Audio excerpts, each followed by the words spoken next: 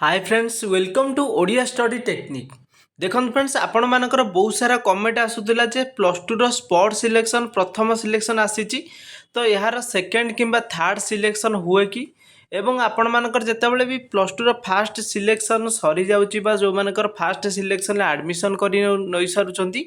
तापर आउ कोन कॉलेज रे सीट बळी थाए कि एमिति बहुत सारा कमेंट भी आपण पूर्व वीडियो रे दउथिले एवं मोर इंस्टाग्राम रे मध्ये आपण बहुत सारा क्वेश्चन करंती जोटा कि समस्त को तो एकाथरे रिप्लाई करहबनी तो से मुझे ट्राए करे समस्त को एकाथरे भी रिप्लाई करने एवं यही वीडियो माध्यम समस्त डाउट प्राय क्लीयर हो बहुत जन स्टूडेंट आपण मैंने जोटा कि आपण मैंने मेसेज कर पचारुले जे मोर कौन कॉलेज रे सिलेक्शन होइलानी स्पॉट रे आवेदन करथिले एवं आपण मैंने प्रथम भी फास्ट सेकेंड सिलेक्शन रे आवेदन कला बेले भी आसी नथिला कि स्पॉट सिलेक्शन रे भी आसिला नाही ताहले आपण मैंने कौन ए वर्ष कॉलेज रे एडमिशन नहीं पारिबे एमिति बहुत सारा क्वेश्चन आपण मानकर आसूची तो मु ट्राए करी आपण समस्त क्वेश्चन आंसर देवाई एवं आपण मानकर जदि एक्स्ट्रा किसी डाउट रही जाउची ए रिलेटेड ताहले मध्य कमेंट सेक्शन रे आपण माने पचारि पारिबे। चलते आज भिडियोटी स्टार्ट करना ता पूर्व टे कही रखी आपण मैंने जदि आम चैनल नुआ कर विजिट कर चैनल को प्रथम सब्सक्राइब करने और पाखे आसता बेल आइकन को ऑल नोटिफाई करने जदि वीडियो पसंद आसो लाइक करेंगे निज सांग मान सहित शेयर करने तो यहाँ देखते प्लस टू स्पॉट जोटा कि एडमिशन आपण चली तो से रिलेटेड रही यहाँ प्रथम आपण मैंने निजर जोटा आसी कि ना से चेक कले एवं आम जाना आपंकर जो की डेट्स थिला से की डेट्स आपण मैंने samsodisha.gov.in ऑफिशियल वेबसाइट को विजिट कलापर सेकेंड पेज रे आपण मैंने देखिए गोटे की डेट लिखा अच्छे आपण मानकर ये जगह देखूँ जे आपंकर ये लिखा अच्छे 14 नंबर रे 22/8 22 अगस्त रु 28 अगस्त जोटा कि आज तार हूँ last date reporting of first selection application spot application and admission update at higher secondary school level यार माने कौन आपण जानी पार्थुबे 22 रु 28 अगस्त भितर आपण मानकर प्रथम स्पॉट सिलेक्शन लो एडमिशन आपणकर चालू रही आपण माने जेते बेले भी चाहिए या को एडमिशन करि परिबे जो माने एथिरे सिलेक्शन होइथिबे बुझिपारे 22 रु 28 अगस्त माने आज हूँ एडमिशन शेष दिन जदि भी आपण मैंने एडमिशन न करिसेंती मु भाबुची आपण मैंने आज का लास्ट डेट थिला करि सारिथिबे जो माने भी आपण एथिरे सिलेक्शन होई नाती एई जगह जेहेतु आपणकर फास्ट सिलेक्शन लिखा अछि तो यू आपण मैंने बुझी पार्थुबे यार सेकेंड सिलेक्शन मध्य आपणकर आसीबो सेकेंड सिलेक्शन जदि भी फिलअप न होला ताहले मध्य थर्ड सिलेक्शन आसीबो बुझी पारले तो आपणकर जो पर्यंत कॉलेज रो वैकेंसी बा सीट फिलअप न होईची से जाए आपण मानकर एमती सिलेक्शन आसीबो मु भाबुची आपणकर सेकेंड सिलेक्शन सबकि फिलअप हो बोली से फास्ट सिलेक्शन ए 28 तारिख रे एडमिशन तार सरीगला फास्ट सिलेक्शन लो एबे सेकेंड सिलेक्शन यारी एई मास भितरे किंबा आपणकर सेप्टेम्बर प्रथम वीक भितर आपण मानकर आसीजिवो माने एई मास तो आउ रहिला 2-3 दिन आपण पाखरे अगस्त मास तापर सेप्टेम्बर प्रथम वीक भितर स्पोर्ट्स रो सेकेंड सिलेक्शन आपणकर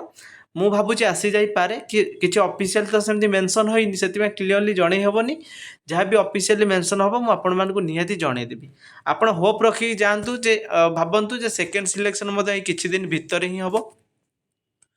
जो मैंने टोटाल ए जाए कौन सी कॉलेज रे एडमिशन करना स्पॉट रे आवेदन करी तो आपण मानकर सेकेंड सिलेक्शन होबार चांस रोची जदि भी आपंकर सही कटअप अनुसार जाऊथबो ताले आपण माने सेकेंड स्पॉट रे सिलेक्शन हो जिवे एवं एडमिशन तार डेट मध्य बाहर आपण एडमिशन करि परिबे आउ किछि स्टूडेंट माने आवेदन जो माने क्वेश्चन करथिले कोन ना जदि आपण माने स्पॉट रे आवेदन करि नाहंती पूर्वर आवेदन करते आ स्पॉट पर आवेदन करें ना जदि स्पॉट रे बड़का सीट बढ़ुची ताले आपण कौन डायरेक्ट एडमिशन करें कि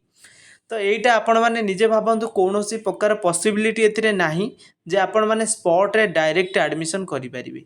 एडमिशन करने आपण मानक प्रथम साम्स रे रजिस्ट्रेशन कले साम्स रे आपण मैंने आवेदन कले सीना आपण मैंने से कॉलेज रे एलिजिबल हो पारे कॉलेज रे आपण ना आसले सीना एडमिशन से मैंने आपन को देबे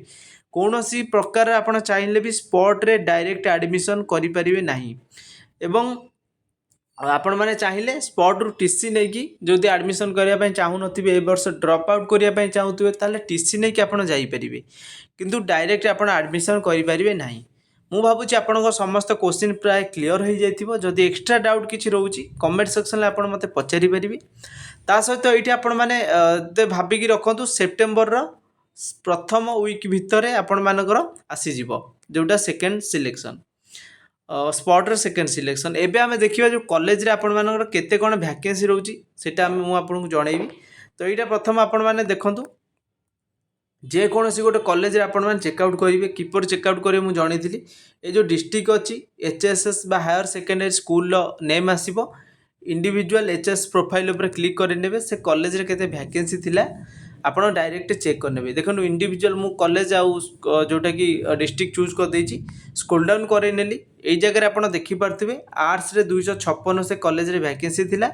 253ଟା ଫିଲ୍ଅପ୍ ହୋଇସାରିଛି, ଆଉ 3 ଗୋଟି ମାତ୍ର ଭ୍ୟାକେନ୍ସି ରହୁଛି। ଟୋଟାଲ୍ ଆଉ ଆପଣଙ୍କର 3ଟା ଭ୍ୟାକେନ୍ସି ରହୁଛି ସ୍ପଟ୍ର ସେକେଣ୍ଡ ସିଲେକ୍ସନ୍ ପାଇଁ। ତ এইটা ଆପଣଙ୍କର